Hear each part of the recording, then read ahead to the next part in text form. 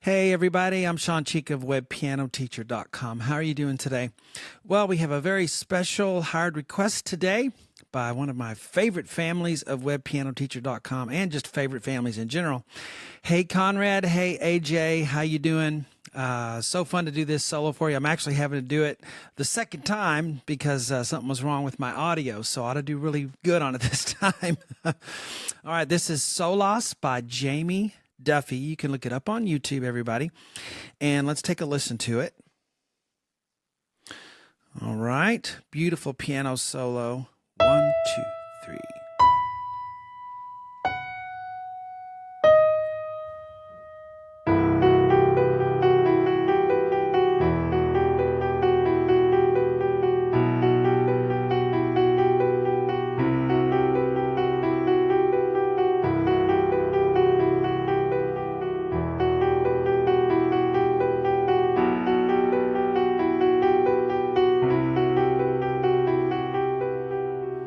All right, there. I should have slowed down a little bit at the end there.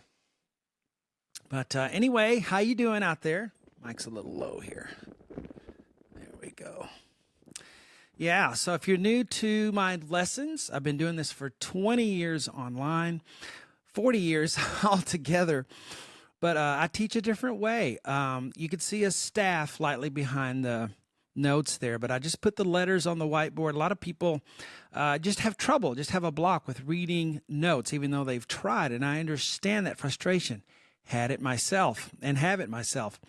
So this is just a way that works for a lot of people. Some people just clicks for them right away. Some people have to kind of get used to it, and then it really works for them. But for many people, it's the only way that they're able to play. So this is kind of my niche thing. The other thing is I try to do my transcriptions accurately. I try to be as exact as I can on everything. I'm not perfect like anybody. But try to give the hired requests. And by the way, the request list is what has built the library. So everything on there are great requests by all the members of the website. If you are a member, you can download the sheets for this. I'm running a $1 trial right now. 7 days access to everything. See if it works for you. And if you continue with that, you get a deeply discounted annual membership if you keep going. So anyway, let's get started with this part 1 lesson. Enough of the sales pitch, which I have to do. I know you guys, some of you don't enjoy that, but you know, it's part of business. This is the way I make a living. So we're going to start with the right hand, treble clef there. And this is either a 12/8 or 6/8. 1, 2, 3, 4, 5, 6, 7, 8, 9, 10, 11, 12. But if you prefer to think in 6, 1, 2, 3. But in any event, it's a 3-beat. It's a compound meter. So you have 1, 2, 3, 1, 2, 3, 1, 2, 3, 1, 2, 3, 1, 2, 3, 1. So get that feel in yourself. 1, 2, 3, 1, 2, 3, 1, 2, 3. With a little bit of an accent on every 1, 2, 3, 1, 2, 3. Kind of swings back and forth. 1, 2, 3, 1. Okay? So when you play these first notes, 1, 2, 3. And you can hold the pedal down. Makes it kind of creepy sounding.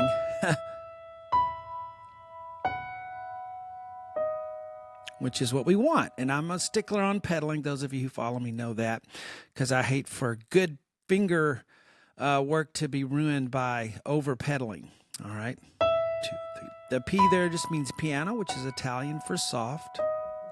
And then 1, 2, 3. So this is a tempo rubato. So it's when you finally play it. See how I'm kind of pushing and pulling the tempo?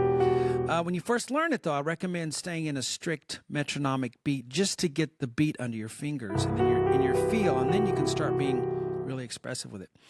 Okay, so 1, 2. Okay.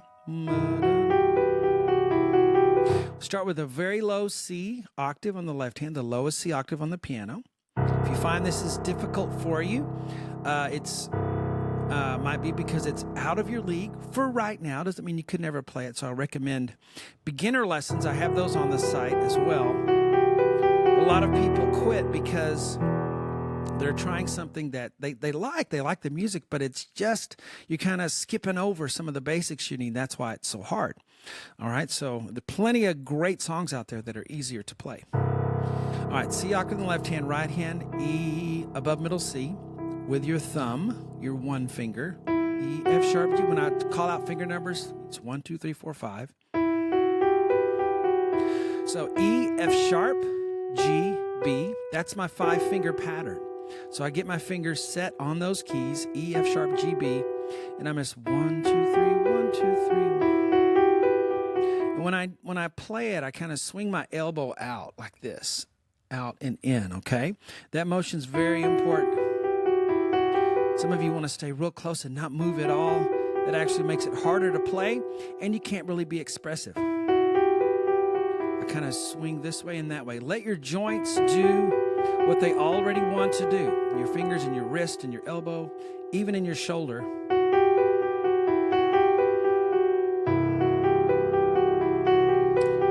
You play with your shoulders. You really do.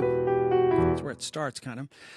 Then we're going to move to E. So up a little bit. Up means to the right. Oh, my keyboard is, or my, not centered. There we go. All right. So on E, and then I am going to change the pedal because the bass changes. When the bass changes, you've got to change the pedal, okay? But you can hold it for the rest of it. Sounds fine to mix those together. But the same 5-finger pattern. 1, 2, 3. Don't forget the elbow coming out. Just sit there at the piano and work on that wrist elbow movement. And it goes like that, you know, in a wave. All right, now we're ready for the next line of music there. You can see the 5-finger pattern stays the same, but we're going to move up to B here on the left hand, a B octave. All right, after the B, we move all the way down to, or up to C. And it's the next one, we go down an octave to the low C. Okay, whenever you're moving octaves like that, you can use your pinky to kind of help you judge that. See that? Kind of feel where that is, because that's where my thumb is going to be. Now move down.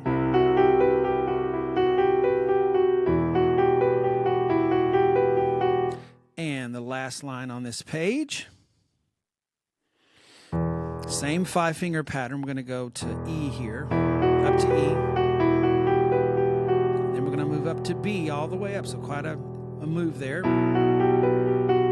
Sounds like he, sorry, even puts an F sharp in the bass there. Excuse me. And then up another one to C. Rallentando, a slow down. So we're going to slow the tempo down. Okay. Quite a bit there. Just an expressive notation. All right, now we're going to do the playthrough. And I always do a playthrough of the page after I finish it. I don't play the whole thing through. You can hear that just by listening to Jamie. Just listen to the original. And part of the reason I do that is because I cross the line and become a performer of the work instead of a teacher, and I need to stay in the category of teacher. So, but I do play the whole page through. So let's do that.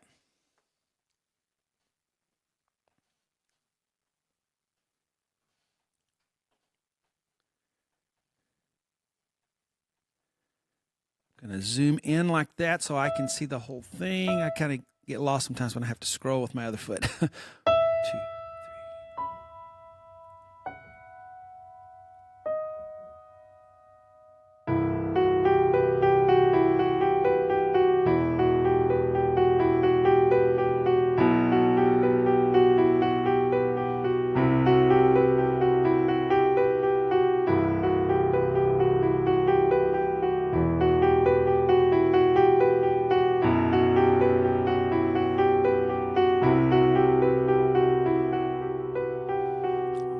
We'll finish it on the website all the way to the end. Hope you guys enjoyed it.